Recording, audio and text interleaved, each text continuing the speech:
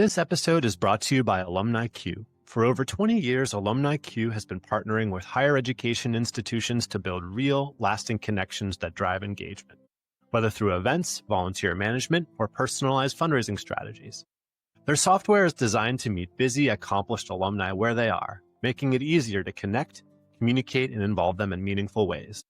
From personalized event experiences to targeted communications, Alumni Q ensures your constituents feel seen and valued. With 96% of clients staying with them long term, Alumni Q's active support and responsive development make sure you always have the tools you need when you need them. If you're looking for a trusted partner that truly understands higher education and is committed to helping your institution succeed, consider Alumni Q, powering the connections that last. Visit alumniq.com to learn. Hello, everybody, and welcome. Thank you for listening to Alumless for Friday, August 15th, 2025. This is the Women in Philanthropy edition. I am Ryan Catherwood. I'm joined by CMAC founder and CEO Chris Marshall. What is going on, sir? How are you?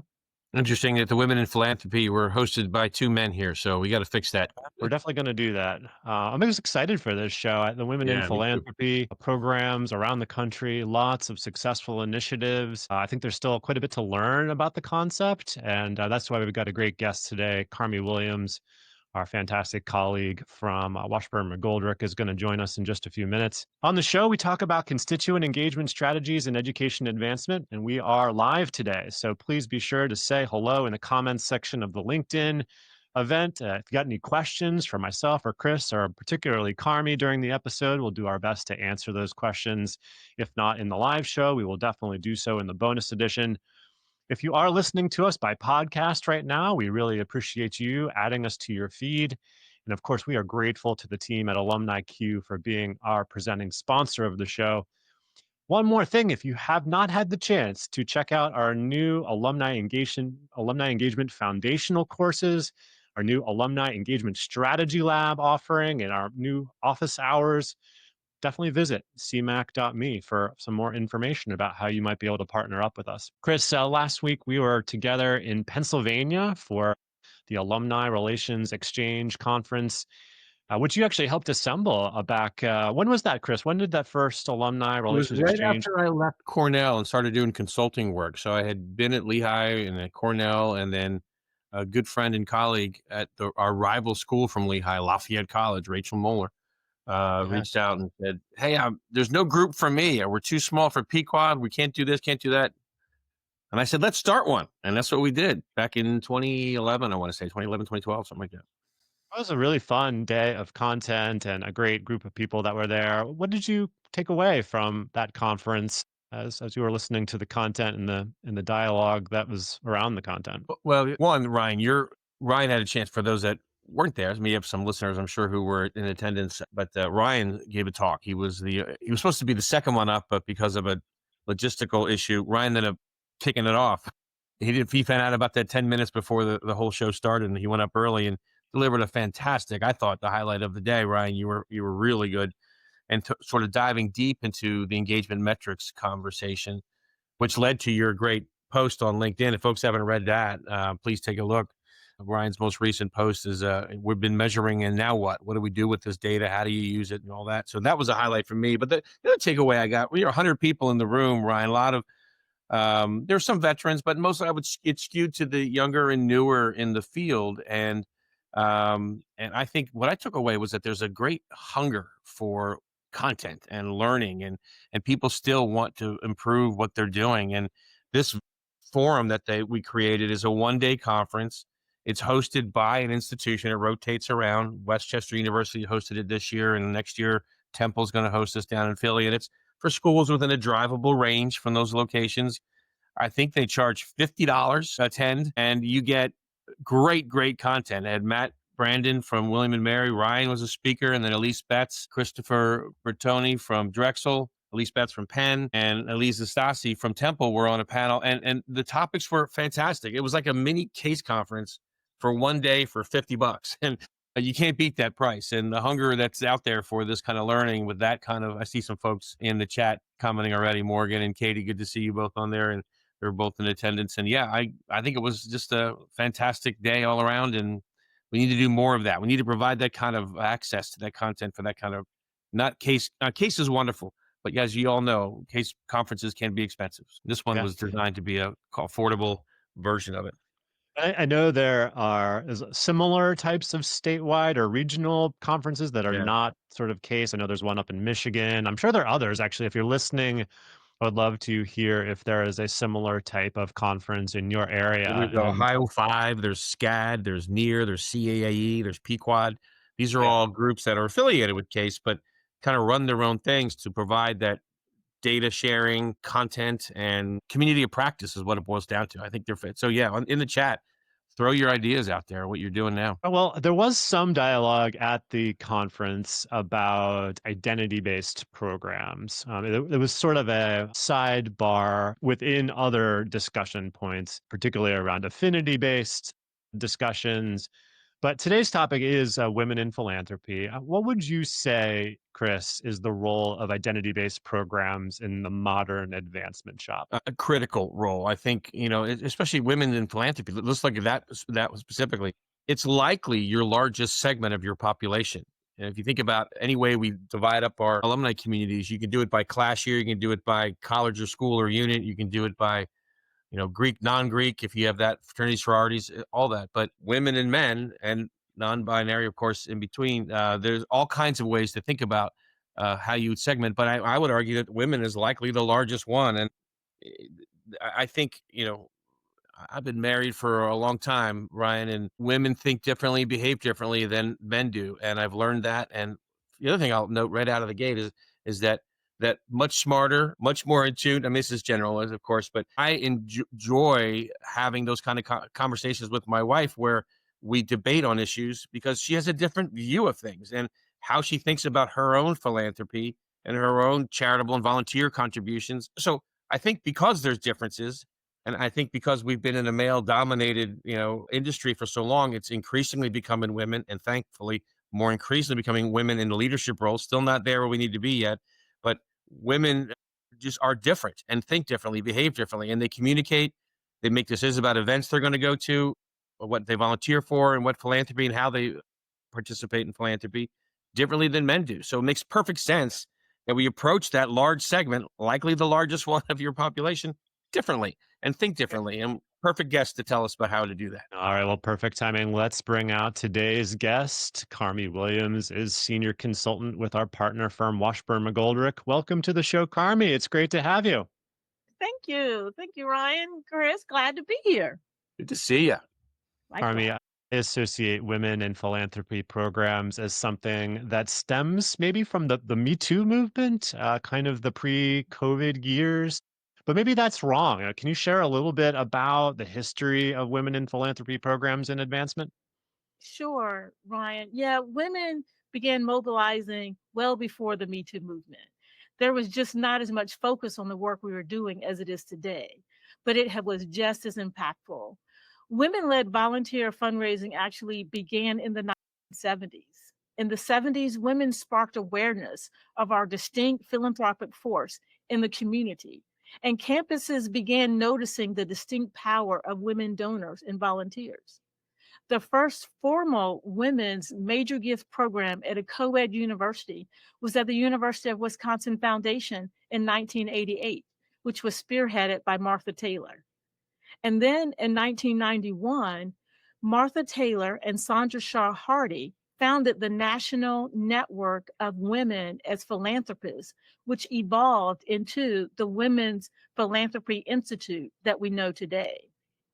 In 2004, WPI, Women's Philanthropy Institute, it moved to Indiana University. And then the prominence became so apparent.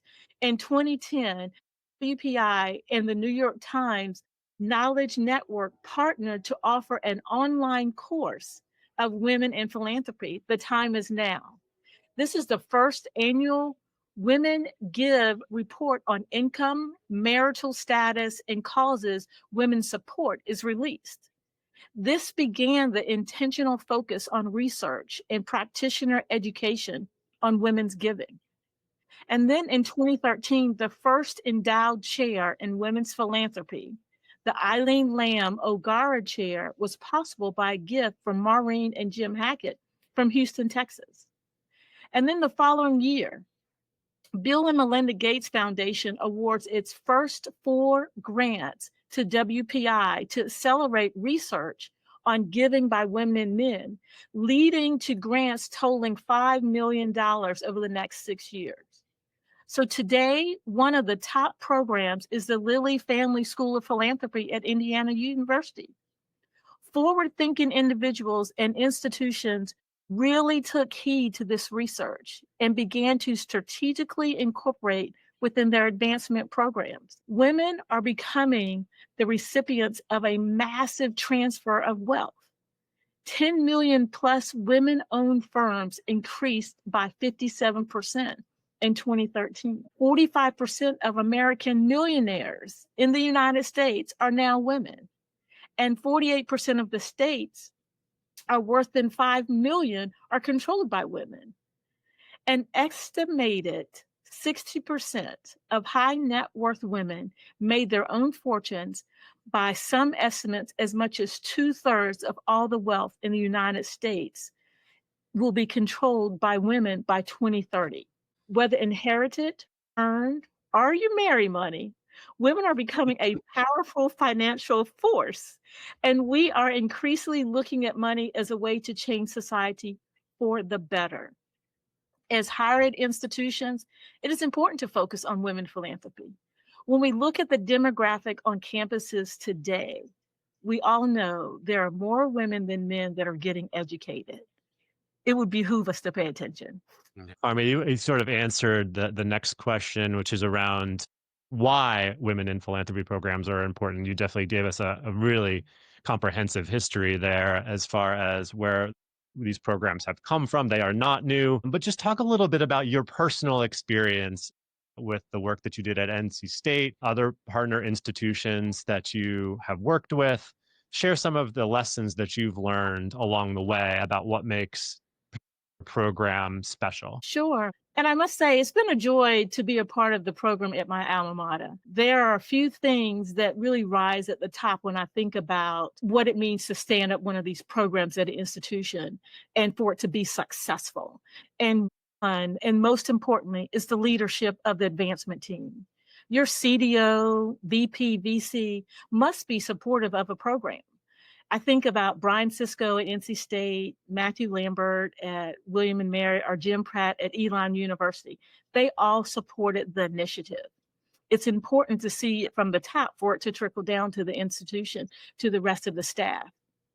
And 2, I would say pull together a core group of strong volunteers to provide leadership alongside of the staff. Determine what your goals are and what you want to achieve with the group before you expand too broadly. Take the time to define the program. And I think that's one of the things that NC State did really well, is really taking the time to see what do we want to achieve, where do we want to focus, what are our goals, and how do we measure our outcomes. So when you're designing your program, think about the 6 C's: create, change, connect, collaborate, commit, and celebrate. Create new opportunities for philanthropic leaders to work together to inspire, educate, and encourage women to fulfill their philanthropic potential. Change the organization's dedication to helping women change the impact of philanthropy at your institution. Connect women to one another that are like-minded to make a difference. Collaborate with leaders across the institution to provide opportunities for intentional engagement.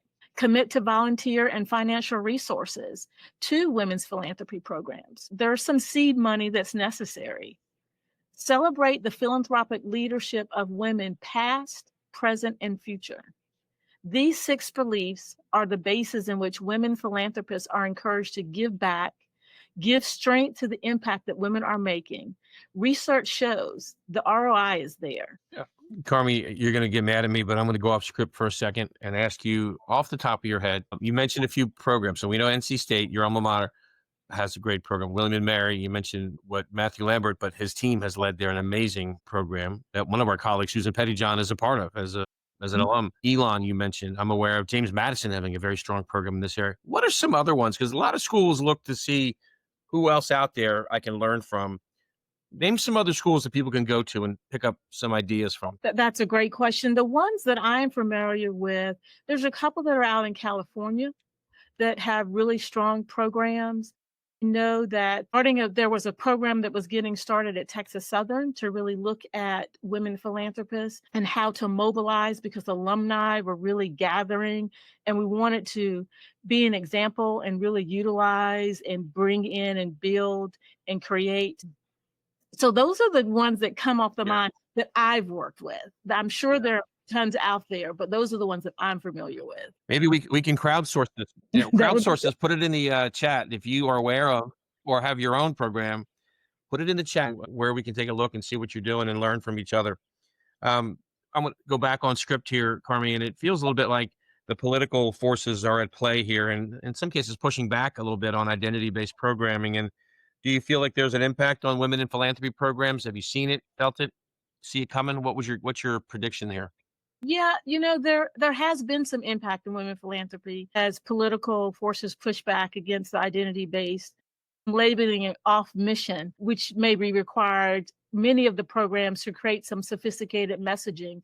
Just earlier this year, I participated in a women's philanthropy program, and the concern was that there may not be as much traffic or attendance at the conference, but there was a great number of women from various institutions that actually came to the conference to support learning about women in philanthropy. So these programs have played a crucial role in empowering and supporting women.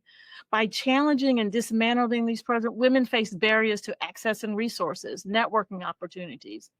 It is important for individuals to continue advocating for diversity and inclusion in philanthropy to ensure that women have equal opportunities, participate, and thrive in their philanthropy. I also think it is important to note that women are not only contributing significantly in terms of financial donations, but are also increasingly taking the lead in shaping the future of philanthropy through innovative and collaborative approaches.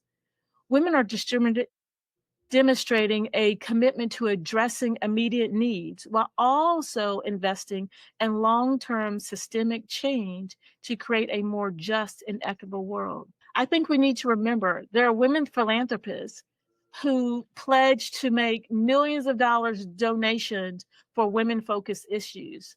When they made it, it brought this great visibility and support amid all of the volatility in this space. We all know the few big name individuals that refuse to sit by quietly when we think of, Melinda French Gates, Laura Arnold, Mackenzie Scott, Oprah, but there's also these same type of women that are in the local communities when engaged can make the same major impact. When I think of Sherry Murphish, Gail Lanier, Paige Harris, Ann Sullivan, Debbie Cottrell, Brandy Hayes Morrison, Candace Lewis, all women make an impact at their alma mater or institutions they believe in their corner of the world. So quieting this space of women in philanthropy isn't wise. Harmony, let's talk a little bit about what we know about how women and men give differently. What assumptions or myths are there, and which still persist? Another great question. There's definitely these assumptions that are placed on women, but we have the data and the research to prove that this it's just far-fetching. What I've seen, women tend to be more intentional and strategic in their philanthropic efforts. Chris mentioned it earlier when he spoke about his wife. She's intentional with what she does with her resources. Often we focus on issues that directly impact causes that are meaningful, be it women in education, STEM, entrepreneurship, healthcare. It is what directly impacts our families, communities, important issues. Additionally, women are more likely to engage in collective efforts, such as giving circles or donor networks, which allow them to leverage their resources for greater impact. When you talk about these myths, women are not as generous or influential in philanthropy as men, this assumption is based on truly outdated stereotypes and ignores the significant impact women have had on philanthropy throughout history. The studies show that women are more likely to give to charitable causes and often more involved in hands on volunteering. Any assumption that women's giving is driven by emotion are often soft causes, while men are more likely to donate to harder issues like business or technology.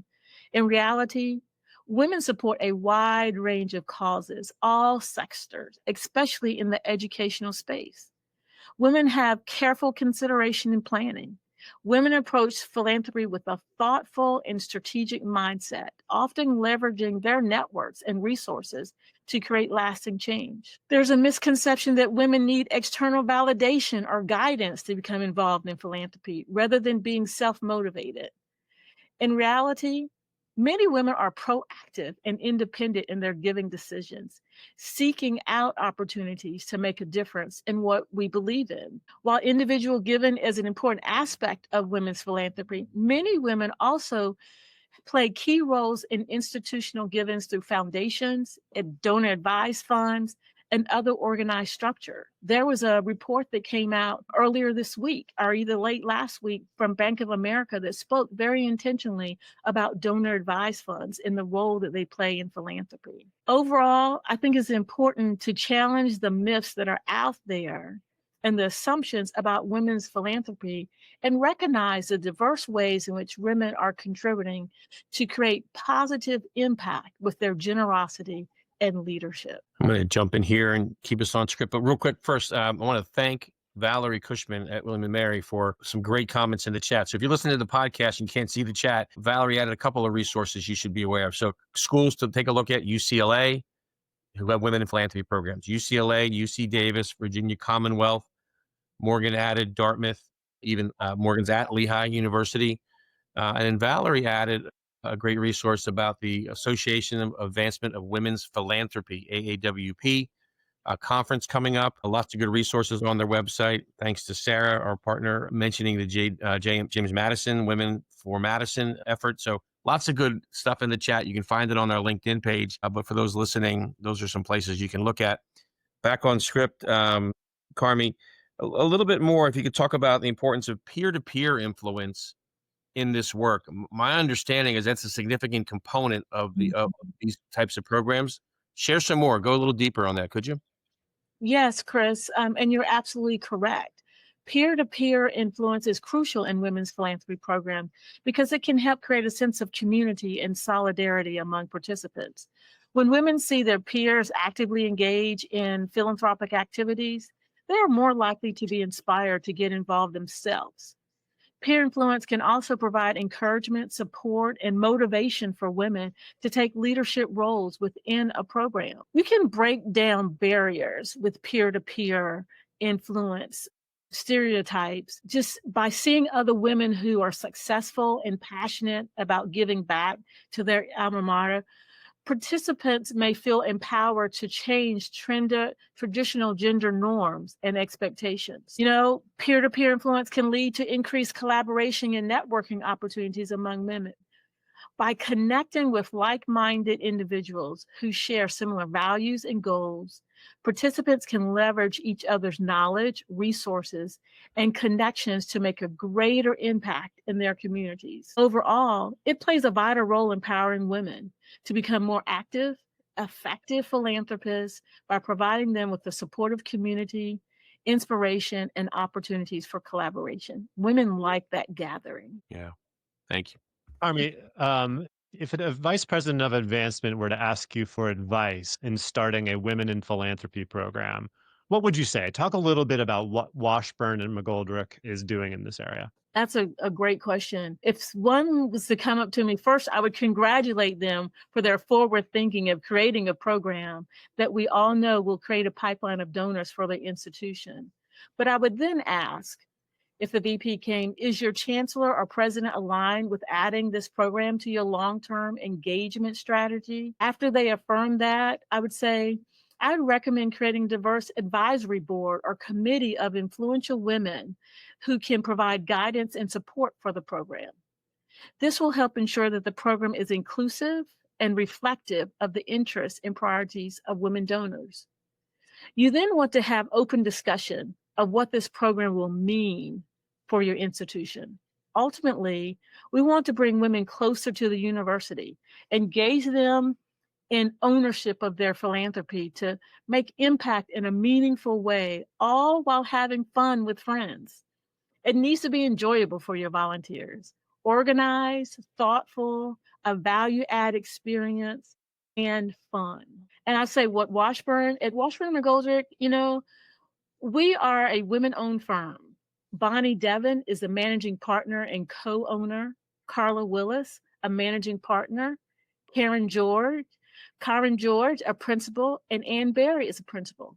There are a few men in the firm, but it's a women-run firm. One of the aspects about the firm that we all appreciate is that we're all past vice presidents at higher education institutions. We understand what it means to lead a philanthropic team at an institution. We get it.